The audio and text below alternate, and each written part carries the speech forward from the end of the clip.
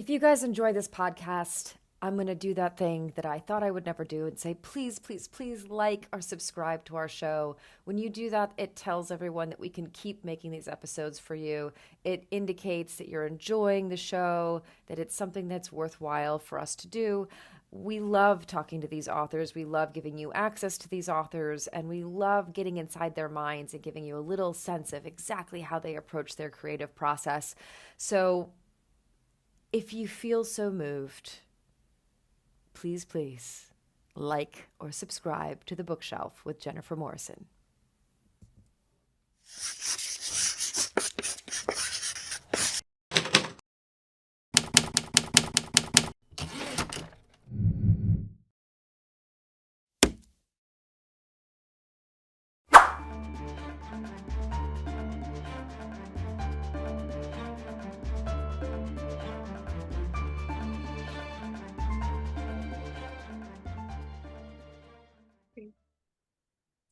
Thank you so much for doing this. I am very excited to talk about the Liberators. Thank you so much for having me. I'm excited to meet you. I remember seeing a clip of the day that the award was announced and you announcing the award, and you were wearing this white suit and you're at the podium and you're just shining because it was so bright and beautiful. And so I I remember that. And so Ah, meet well, you. we missed you, but it was for good reason. Yeah, I was about to have a baby, and so the baby is out now. And Congratulations. you. Yeah, Are you loving it? yeah, yeah. It's It's intense. it's a completely different experience and Yeah. part of life that I had no idea about, no preparation for, I think, as it must be for everyone. So, yeah. Yeah. It was interesting because, and we'll get more into the book in a second, but as I was rereading The Liberators, because I read it before the awards, so I read it almost a year ago, and then reread it knowing that this interview was coming, and I thought, oh, it must be so interesting to have written so many mother relationships in a novel and then become a mother. Yeah. And what does that feel like to look back on your ideas of motherhood versus what you're feeling going through all of it? Yeah, it's interesting to have written a lot of the relationships as a daughter, and Hmm. I was pregnant for a lot of the time that I was writing the book. And it was just interesting to go back. I reread the book, actually not reread, I read it for the first time this morning in preparation for this interview because I hadn't read it since actually finishing writing it. And so I never read the finished product. And I thought it's been a little bit, maybe I can read it again. And so everything you said and more has come up from reading it. Yeah, it's got to be fascinating. I mean, I now have a child as well. I'm a little ahead of you. My daughter's a little older than your son, I think, but it's so fascinating to have all these ideas about what it'll feel like to be a parent, and then it happens, and you're like, all my ideas were wrong. No, maybe I was a little too hopeful, but maybe that continues to change. Yeah. Yeah, oh, absolutely. But also, as someone who was reading your novel twice as a parent already, it didn't strike me as inaccurate. Do you know what I mean? So, like, there is something that is your intuition is very in touch with something very relatable about those relationships for sure, whether you were a parent yet or not. Um, well, I've gone backwards a little bit. I've started at the end instead of the beginning. But if you were to describe this novel very briefly to someone, to get them to read the book, what would your very brief description be for them? That's a great question. I think broadly, The Liberators is about a human lineage that's a braid of both destruction and restoration. And it sort of underscores these different portraits and testimonies that come from different characters. And they encompass a guard or a prisoner, a perpetrator or a liberator, as Mm. a way to get closer and closer to the experience of humanity. It's amazing how you were able to span so many generations and different countries and different homes, and yet the novel feels so intimate. It's epic and intimate at the same time. Was that something that was intentional, or did that just come out of this story being told? The book itself is so slim. I think it's not very long at all, even though you're right, it spans such a big time and has such a great scale to it. I think coming from a poetry background, I went into the writing of this thinking of some of the passages as stanzas, as some of the poetry definitely came into the work.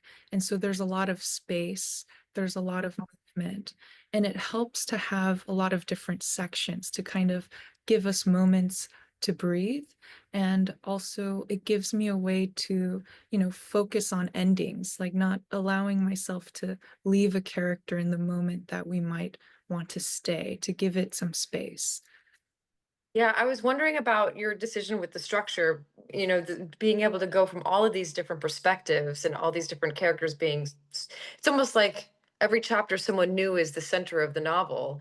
And it's really effective. And it also feels like it almost feels like waves, like it feels like it keeps kind of circling back on itself, even though you're jumping forward in time. Was that structure in the plan before you started writing, or was that something you found as you were writing? Yeah, that's a such a great question. I was thinking about, I saw that you were talking about your experience directing Yellow Jackets, and Mhm. you had mentioned that every scene didn't feel like a single thing was happening, that it felt like 18 things were happening over and over again. And I Yeah. loved your description of that because th- that's kind of how the novel came about, and that every moment it's not just one single thing happening, it's so many, and there's so many images, and there's so many meanings to a single action. And bringing that to life, I think I wanted to intentionally stay, not just have a main character, but have a particular family lineage be the main character, so that we follow them through the generations. We follow the grandparents and the parents and the grandchildren, and we see not only the inheritance of some of the difficult, hard things that we might inherit, but also the really beautiful and light things that we inherit as well, like a sort of resilience or a sort of sense of language or a sense of communication. Yeah. It really comes across so beautifully. It feels, I don't know how to explain it. I guess as a reader, it feels like it's something that already exists, but you made it exist. I don't know how else to describe it. And bringing up language kind of gets me to another question that I had for you. Well, not actually a question, but more of a prompt, I guess. Speaking of the New York Public Library Fiction Awards, there, because you couldn't be there, you sent this beautiful recording of what language meant to you, and I was wondering if you could share a little bit of that with our listeners, because they didn't have the pleasure of being there to sort of hear all of that. Okay.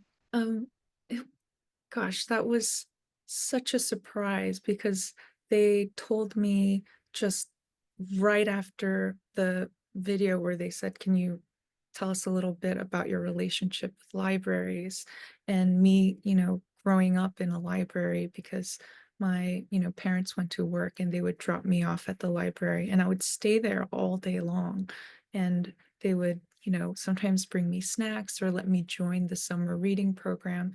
Even if I wasn't part of those program or I wasn't part of the group of kids, I always felt safe in a way if I wanted to take a nap here or there. So books, in a way, they've taken care of me, even if I didn't start writing or reading until much later. Just being around the physical library was an important part of growing up.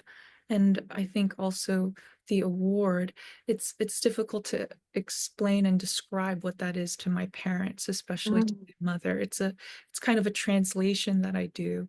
And they'll say, "What is this? What does it mean? Well, why is this honor here?" And I think the way I translated it to her was that, well, it means that, your daughter can speak and be heard. And it means that our stories, that your story and my story, they can be heard by the rest of the world and that it matters here.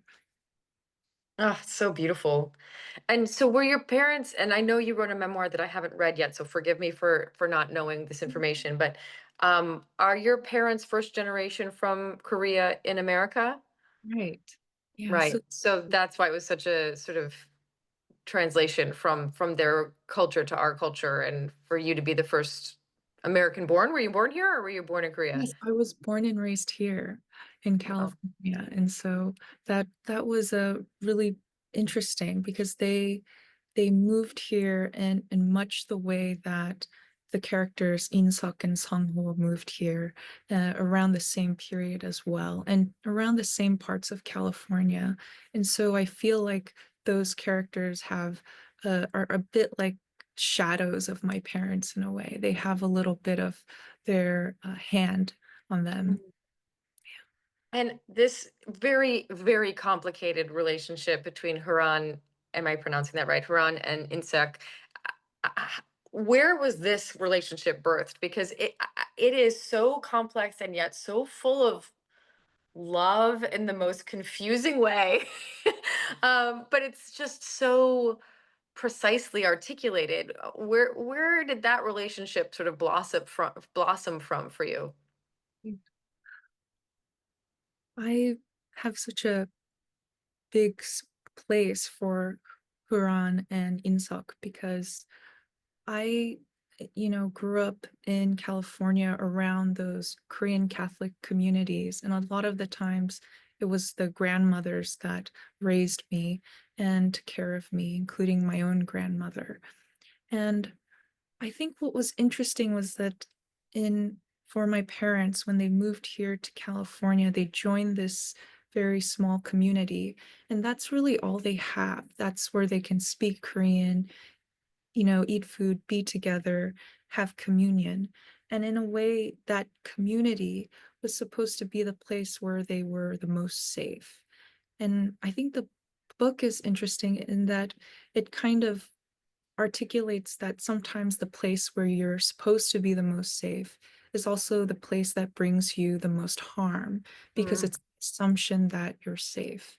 And I think communities tend to do that. Communities, um, as much as they hold safe spaces, there needs to be a self-awareness that actually, without the knowing that it can cause a great amount of harm to the people that it's meant to protect, Mm. it eventually gets there. And so in the case of Huran and Insak, she enters this community and it becomes a prison to her in a way. And for Huran too, she has to embody this role as a mother-in-law, and she has to be strict and disciplinary. But there are moments like when she walks to the marketplace when we see her by herself and she seems like such a child, so carefree and not like the way we see her to be. Yeah. Yeah, it was really it's a complex relationship to read because you want to be so angry with her at times, and then you're still loving her though, and I'm not it seems like a miracle that somehow you were able to walk that line, but it's really beautiful and powerful.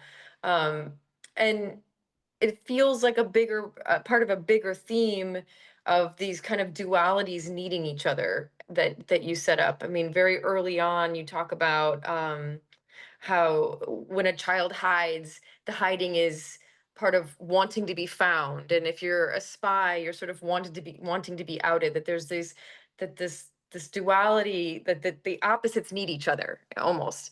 And was that theme central to like embarking on writing the book in the first place? And so, and talk to me about kind of coming to a place of discovering that theme and what that meant to you and how that led to writing this story. Mm. I love that you're picking up on the duality and especially the children that hide and wanting to be found, like the spy. When I think of that line you're talking about, it makes me think a lot about forgiveness as well. I think forgiveness has a theme, and forgiveness not only in the way that we relieve each other or in a way of understanding the past, but forgiveness as a way of seeing outside of ourselves. And I think I wanted to present not just the events of the novel, but each character's side as being very, I guess, more like a kaleidoscope. So Mm. that's why we have different perspectives. Like we have a coroner's perspective, or we have the prison guard's perspective, or even the airline ticketing agent, or we have the family dog's perspective. Because I think there is a part of me in which um, everyone's memory, the personal memory is as important as the collective memory of what's happening. And so I don't often say this is exactly the truth, or this is what's happening, or this is the moral side of things, and this is the immoral. I just show the different perspectives and braid them together. I kind of bring them along with the reader and give space to the reader to come to their own conclusions and ideas about what's happening. But when I get back to the way I write, the way that these themes became so central to me, and maybe this idea of forgiveness, it goes back to my work in poetry. I would say it was my first poetry teacher um, who taught me that, I wrote these poems about my mother at the time, and she told me that, these poems you wrote about her, they're not forgiving. And Mm. she said, what's interesting is I'm not asking you to forgive your mother, but you have to forgive your mother by the end of the poem, or the poem has to forgive you for not being able to do that. Otherwise, it's not a poem. It's a journal, it's a diary entry, but that sense of magnanimity is what makes a poem a poem. And so I think that carries on through my work in the novel, and that I'm always trying to find that magnanimity for each of the characters, for Huran, for a prison guard, for someone who is being tortured, but also the person who is torturing that individual. Wow. What a teacher.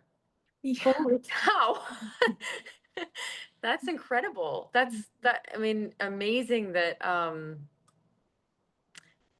that idea goes that far back in your experience of writing.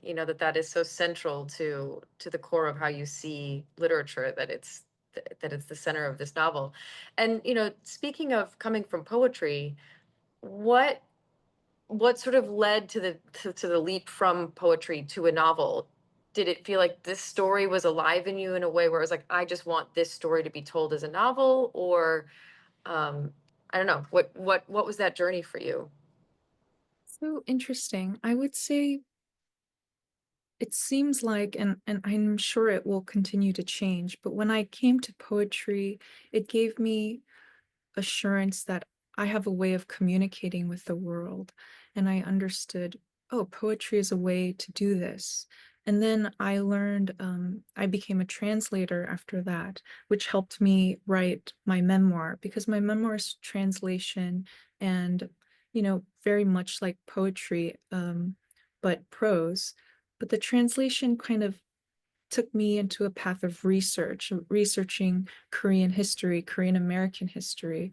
And that really brought me to the novel, because the novel has so much history in it. And perhaps by the time I came to the novel, it was filled with, uh, instead of separating different fields, I came to the novel with all of them together. So in the novel, there's poetry, there's sort of line breaks when the prisoner and prison guard have a dialogue, or there's sort of interesting ways that the images are shown that I find, or the turn, like I told you, that my poetry teacher taught me to have a turn at the end of the poem, that line of magnanimity. Um, I think by the time I came to the novel, I was reading a lot of poetry, even more than before, reading a lot of translation, reading a lot of other different works, and thinking, how can I bring that into this form of a novel? So um, it was a just a wonderful process, I think. Hmm. And do you write in English first or in Korean first?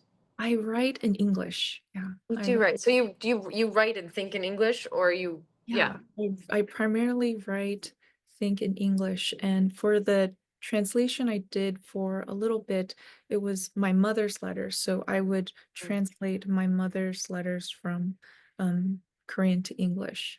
But that was very kind of, she wrote in this simple diction, easy to read Korean. And so maybe that is the extent. Yeah. That's amazing though. Wow. I mean, how incredible to have that experience of reading your mother's letters and read and really understanding them, as opposed to, if I were trying to read something in another language, it would just be gibberish on a page. Like that must have been, I don't know, somehow revolutionary to have that insight to your mother's mind.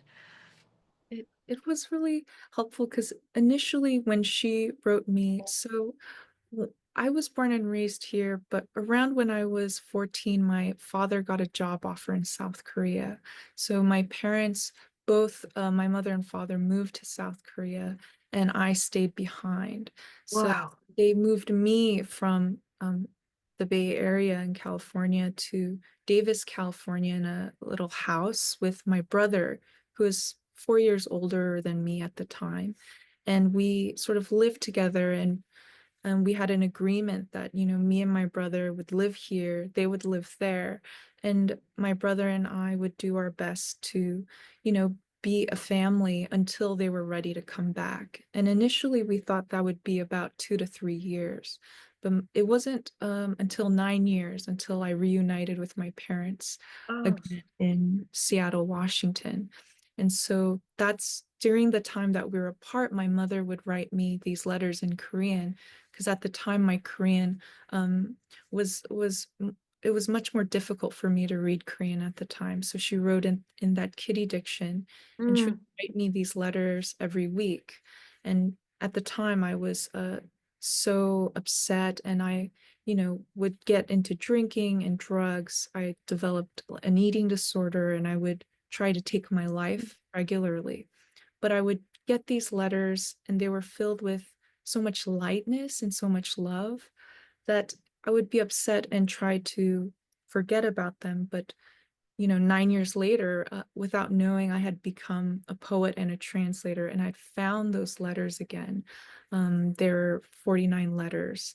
And my teacher at the time, a translation teacher, told me that, 49 in Buddhist tradition is the number of days that your soul wanders the earth, looking Ugh. for answers before the afterlife. And so by that, I started translating her letters, which became the memoir. And when I started to dive deeper into my mother and my father's story, that sort of became the novel. Wow. Mm. I have, you gave me goosebumps so many times just in that answer. That's wild. I mean, it's incredible what you have shouldered in your life, and it's not usual, I feel like, for one person who's so young to have sort of lived many lives the way that you have. That's amazing.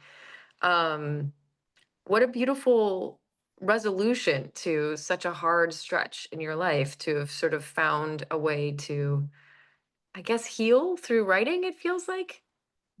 I think writing was always really, I always thought it was the writing and the language, and I can be really disciplined and strict about that. But I think over time I learned, oh, all of the writing I do, it's not the thing that I actually want. What I really want is this human connection. And so writing isn't the thing, it's the thing that gets me to the real thing, which is Mhm. human connection.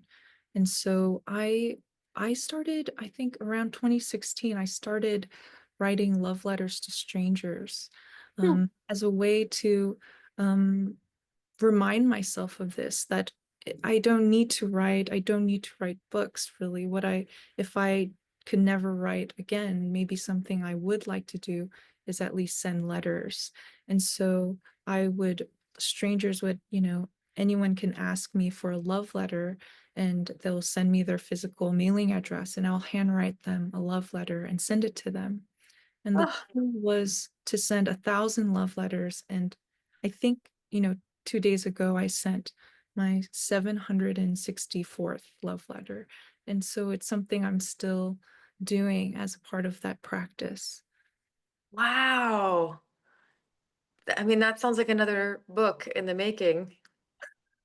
It's also, I mean, it's a great title. Love Letters to Strangers. Wow. A great way to continue thinking about what writing can do. Yeah. Yeah, it's also just in a time where that the physicality of writing is starting to fade in our world because of computers, and there is something about something so tangible about holding the pen, having the paper. Um, it's really interesting. When you write, whether you're writing poetry or you're writing this novel, do you handwrite first, or do you go straight to the computer? I typically just write on the computer. I sometimes write like maybe more notes. I compile notes over time, and maybe I put them in a folder. And then as more, years pass, I might think I want to look at the compilation of these notes and why I put them in this folder all together. Is there a story here? Is there something here? Is there a poetry book here? Is there a novel here? So that tends to be my process. Interesting. And so talk to me a little bit in more detail about your process in terms of like day to day as a writer. You know, what is a typical day for you as a writer in crazy detail? Like, you know, what are your rituals? What are your freedoms? What are, you know, what does that look like for you from a day to day perspective? Um, what's interesting is that my process has changed so much. I lived in or the LA area for a little bit, moved to New York and was there for a few years, and then moved to Seattle, and more recently. And when I moved to Seattle, I sort of quit a lot of things that I thought weren't working in my life anymore. Like I stopped smoking and drinking. I took up exercise. I decided to try to see what it felt like to take care of myself, put into practice some of the things that my teachers were telling me about. This is what writing does. We use our attention, we use our care, we use the way we observe, and we do this for ourselves the most. Because if Mhm. we can't do it for ourselves, we can't do it in any other capacity. And so I really took that to heart when I moved here to Seattle. And so it's interesting. A lot of my day is taking care of myself. It's almost, most of the writing I do have nothing to do with writing, but is the Mm. biggest chunk that contributes to my writing. And so that means trying my best with the new baby, getting Yes. sleep that I need. If I need to step away from the computer to take a nap or just take a few minutes, I do that as often as I can. I try to create empty spaces where I'm not looking at anything, not on my phone or computer. I might be just looking at a wall or day in a daze, but giving myself empty spaces throughout the day, even if it's for a few moments, like looking up from the kitchen window or while I'm walking by a mirror, giving myself moments of presence throughout the day, giving myself every little bit of rest I can do. And in the morning, I get a little bit of time because we're so fortunate to have a nanny come in, a family friend come in and take care of the baby for a bit before I take on Hugo, our son Hugo, from the noon on. And so in that bit of morning, I wake up very early, maybe, well, he wakes up early. So he Mm. wakes up, 6 a.m. Then I'm up, and then my husband and I take turns. But usually that morning he allows me to kind of go to the coffee shop. Sometimes I'll go for a run. Sometimes that day I'll get some notes writing done. I'll do a few emails. But the whole process, I think, is about waking up and maintaining a sense of ease and calm, and trying to, uh, I guess, fill myself with the value of enjoying the process rather than trying to reach any sort of goal for that day. So that at the end of each day, or my day would end at noon, um, saying that was very helpful. That was exactly what I needed. It's so beautiful to hear that, because I think it's so rare that people take the approach and realize that by taking care of themselves, they're going to get to the result that they want eventually, as opposed to, I don't know, it just feels like we're in a culture now of like deadlines and delivery, and we're always reachable by email. And, it feels very hard to carve out that space, and very difficult to say, okay, I know that this is what works for me, and this is what holds space for me to feel my best.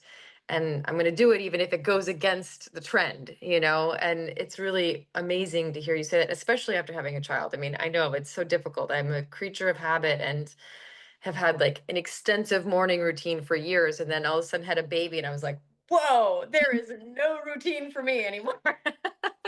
Nothing is reliable.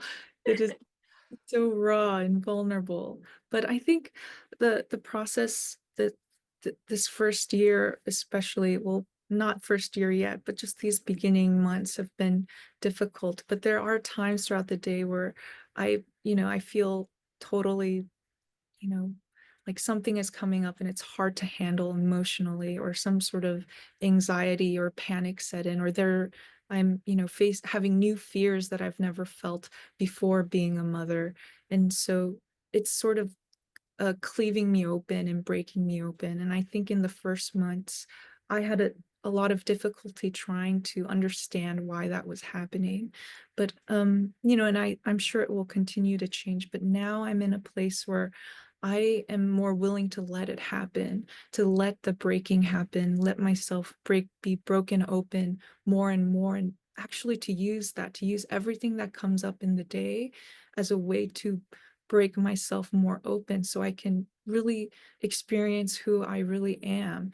And that's really what I want to do, is to experience myself at the very core and letting myself break open. And that is also the process for writing. In a sense, for me, the writing and the living, there isn't as much a divide. To me, it's all the same thing. Because when I'm writing, I'm enjoying my life as I'm writing. I'm enjoying the keys and the sound.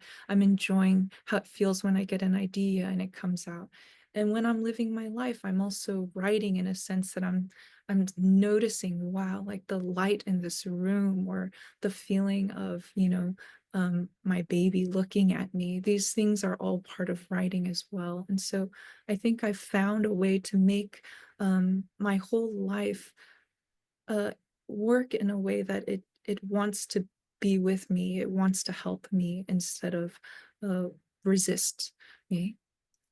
It's saying all of that just makes me think again about the some themes that are in the Liberators, in terms of even though the overarching story in there is about very much about the historical divide of Korea, it does feel like a metaphor for the division that we all feel in ourselves, that there's this kind of invisible boundary that we all have within ourselves, or invisible line that we hold things on either side of, and it's hard to get them to work together in some way, or maybe impossible. And clearly, this, from everything you're saying, that makes so much sense to me, that would be such a present theme in the novel. And how did you go about I don't know, almost like physicalizing such an unphysical idea, right? Like, was there a point at which you went, oh, I could use the division of this country as a physical metaphor for these internal lives? Was that something you set out to do, or was that again something that emerged? And then how do you approach that in the writing process? It's the epigraph reads, for borders, real and imaginary. And, your question about boundaries, borders is really central to the whole novel because I think the novel is wrestling with borders, not just the real borders between, nations and communities and between individuals, but also the borders we have within ourselves, within the borders that we create inside of us and what we can or cannot do, or what we may or may not be capable of. And I guess the novel, I had thought and I had hoped that it would cross those boundaries, cross those borders. What is it like to cross the border of those nations and communities? What is it like to cross the borders that are within us? And what is it like to share the grief in spaces that maybe you don't hear of very much or see very much in these little communities or pockets, or the moments that Insok's, just alone by herself in her room. What is it like to kind of shine that grief outward?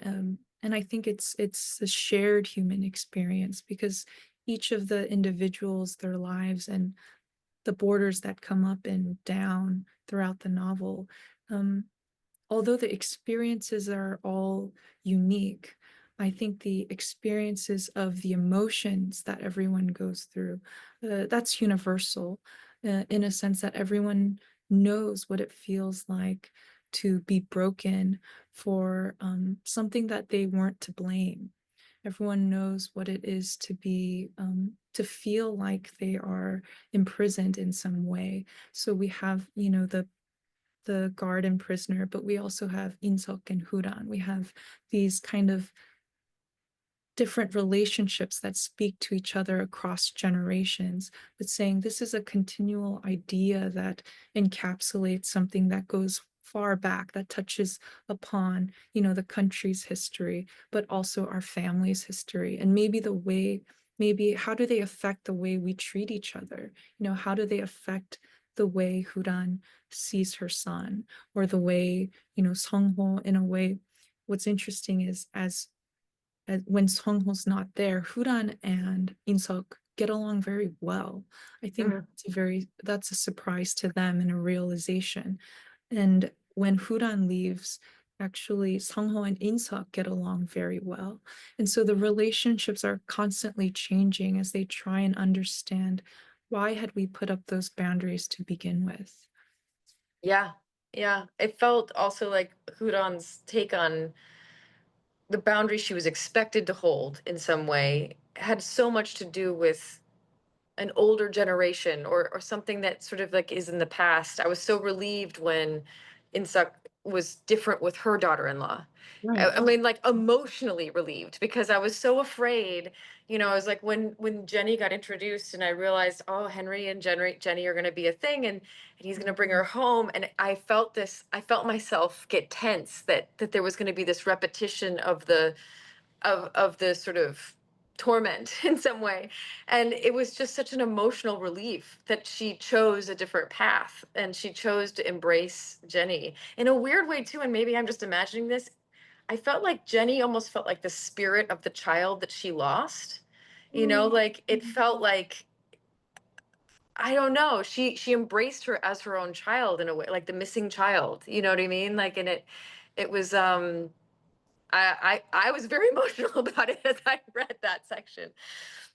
Yeah, I think I was thinking about Jenny on the walk here, to do the interview with you, and just the last image of her wearing Insok's hanbok, like wearing her dress that Insok wore on her wedding day.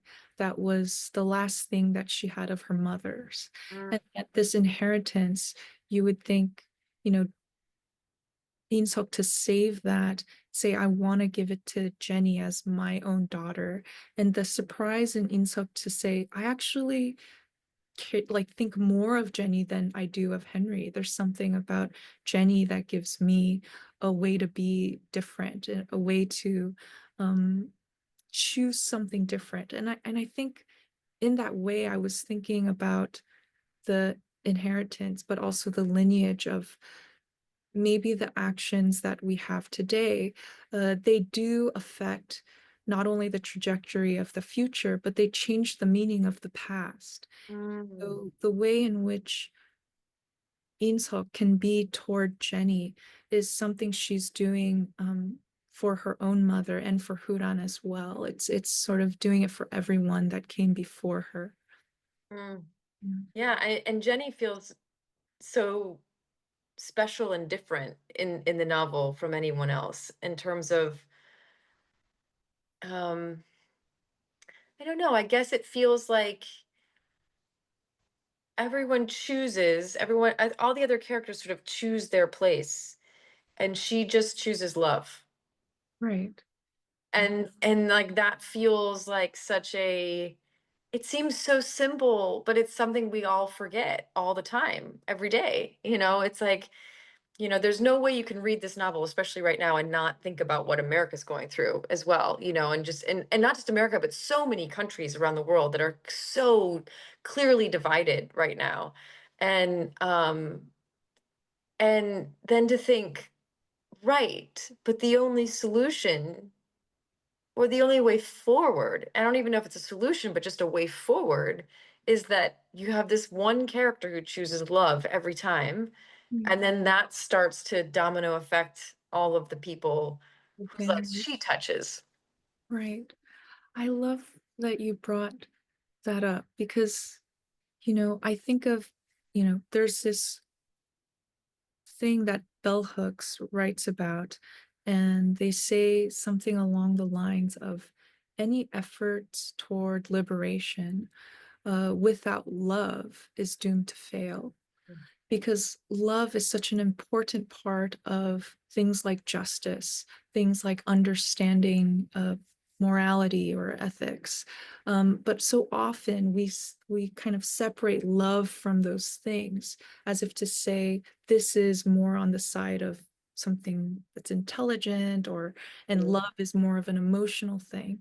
But I think Jenny chooses love in an emotional way and in a personal way, but in a non-personal way as well. Like maybe love is so important in the act of liberation because it just means allowing every individual to be seen.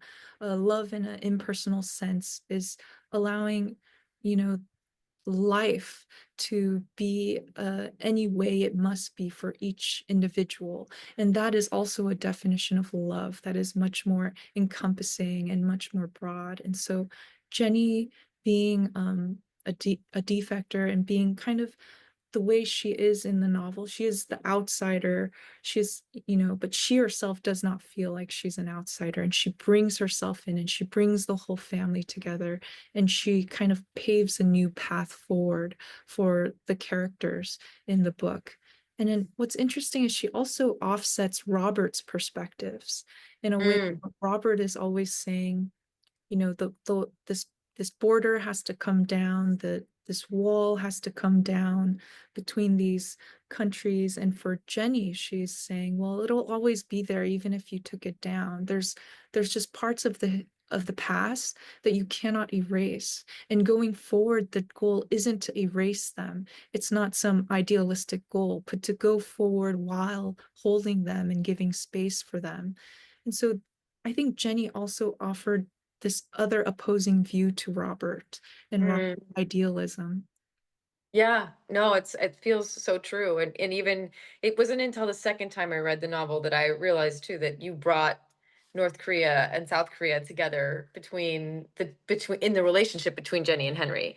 And I just was like, oh, right. I know there's that moment where, when she's offering the free hugs on the college campus, and he says, well, or is she the one who says you're on the other side, and he says, isn't that the point? and Yeah, and you know and so it's like, it's I know, I knew that moment stood out to me and I remembered it, but I, for some reason, my brain hadn't fully like captured the bigger picture, which is like, oh, you've actually united the two sides of the country through this relationship in some way. I love that you notice that you have such an eye and way of talking about the novel and bringing these things together.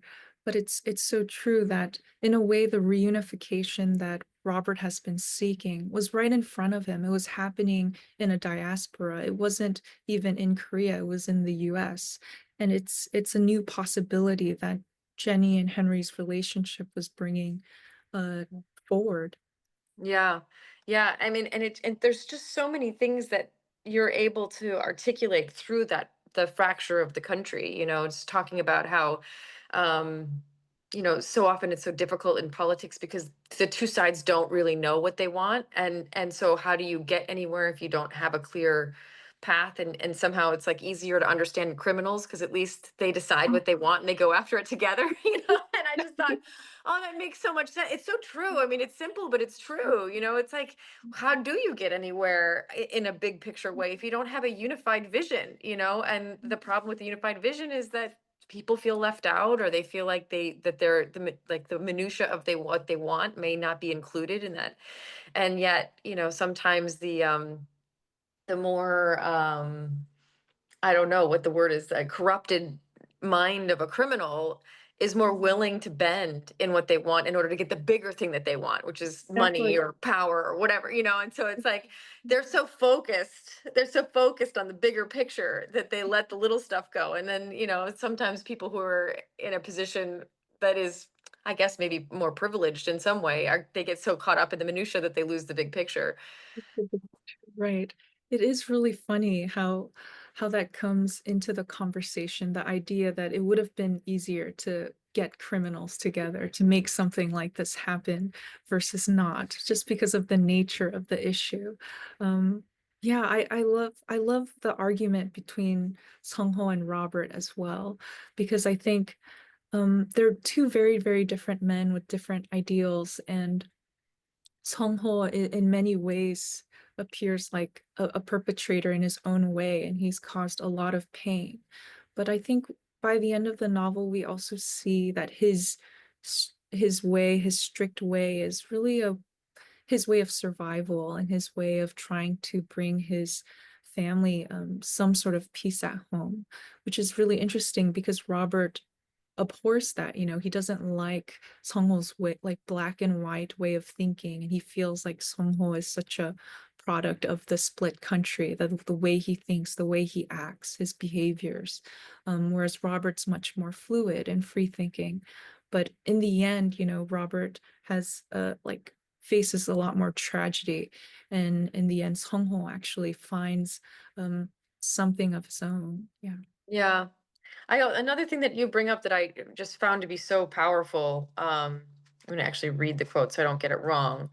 Um, I'm leaving out a little bit of stuff, but it's sort of like a dot dot dot quote.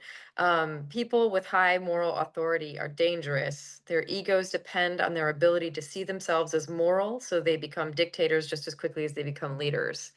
And this is something Jenny says to Henry at one point.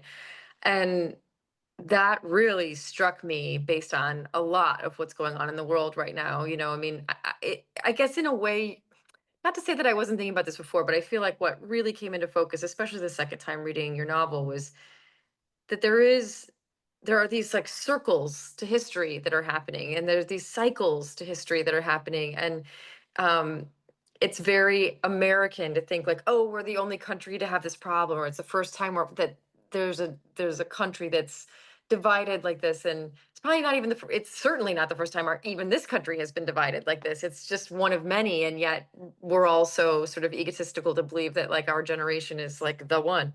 But I don't know, that quote in particular really hit me. I don't feel like people articulate that very well very often, because it's very easy to glorify people who want to take the moral high ground, and the dangers of that aren't talked about a lot. Talk a little bit about how you came to that idea, and sort of where that quote came from for you. I think I when I was thank you for bringing that quote up. And it's such an important moment in the book because Jenny is really trying to sort of break Henry's sort of illusion around Robert, the sort of mythic figure of Robert's self, righteousness and his high moral authority. And Jenny comes from, a complete dictatorship, and she comes from a different history than Henry, and she is able to see something very clearly that for Henry is hard to see, but for her it's so clear because of what she's seen in her past, and it's that these figures of high moral authority, it is very easy to slip into becoming a leader or a dictator. That the line between these things are actually very, very thin and narrow. And at times it it was another way for me to try to show the perspective, how I say I want to show the collective consciousness. So when I talk about the perpetrator and the liberator, well, the duality here is the leader and the dictator. And seeing through Robert, well, which one is it? Which one is coming out? Is he one or the other? Is he both in a way? And I think that's something, the most important thing about that statement of, what Jenny says is that it's not whether we have an answer or solution to that, but that we keep it in mind, that we Mm. always choose to let it stay with us in the conversation.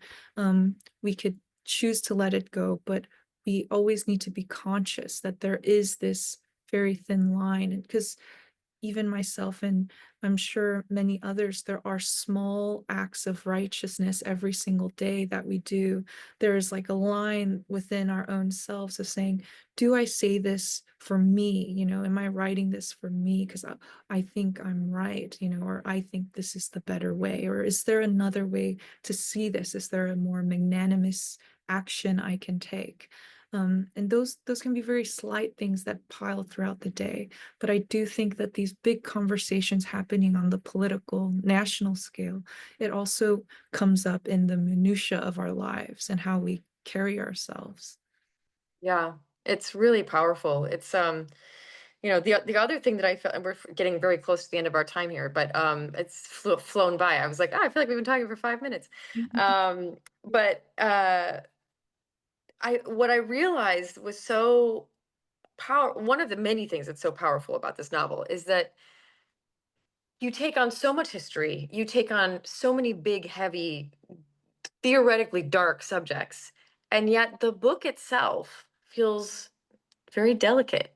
There's something very like it feels like I think you even reference it at one point about like it's something about you don't want to unravel something by pulling the thread of a silk, and it all sort of, and the novel itself feels as delicate as silk, and yet you've handled all of these big heavy topics um that don't feel heavy, and I'm not I don't even quite know what my question is. I guess I'm more in just sort of in awe of the balance of that, or how you pulled that off. Were you aware of that, or is that just your nature of how you handle language, or I don't know. I Like I said, it's not really a question, it's more of, I guess, more of a prompt just of my own sort of awe of that situation.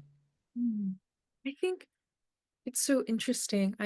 I've heard that a similar thing with my memoir as well. I wonder if you're picking up on something that is um, even across my work.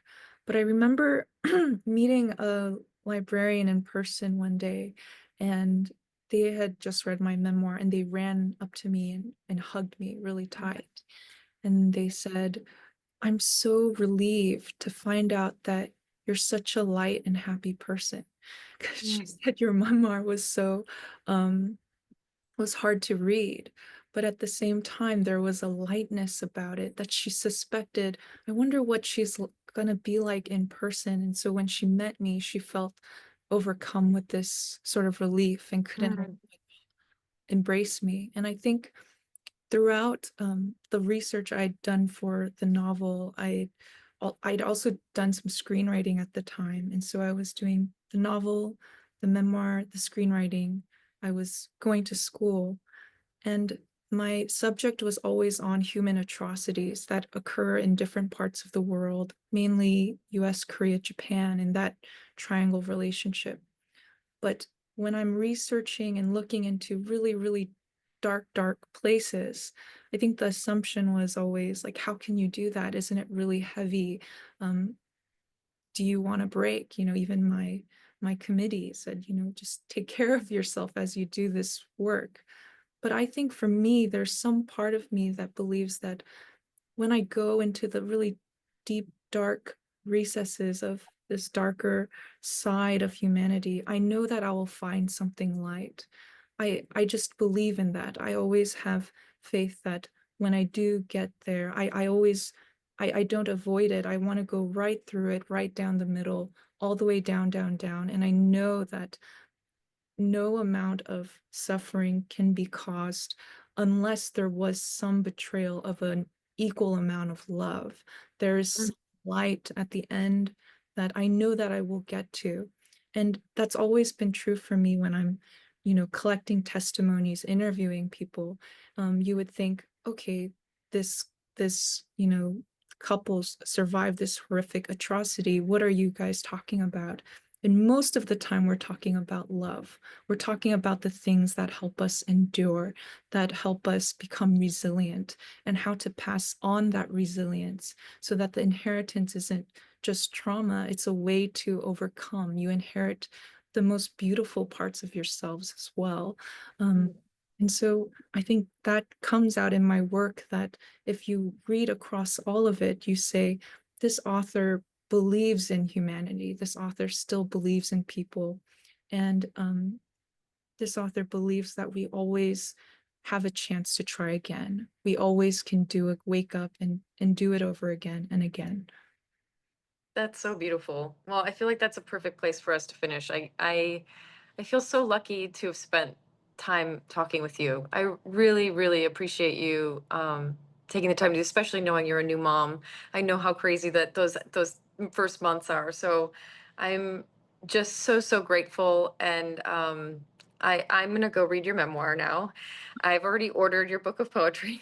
So I'm really excited to dive deeper in your work. And as you write more things in the future, if you ever want to visit with us again, please let us know. It would be such an honor to speak with you again. So I'm just really grateful. Of course. Thank you so much for having me. Absolutely.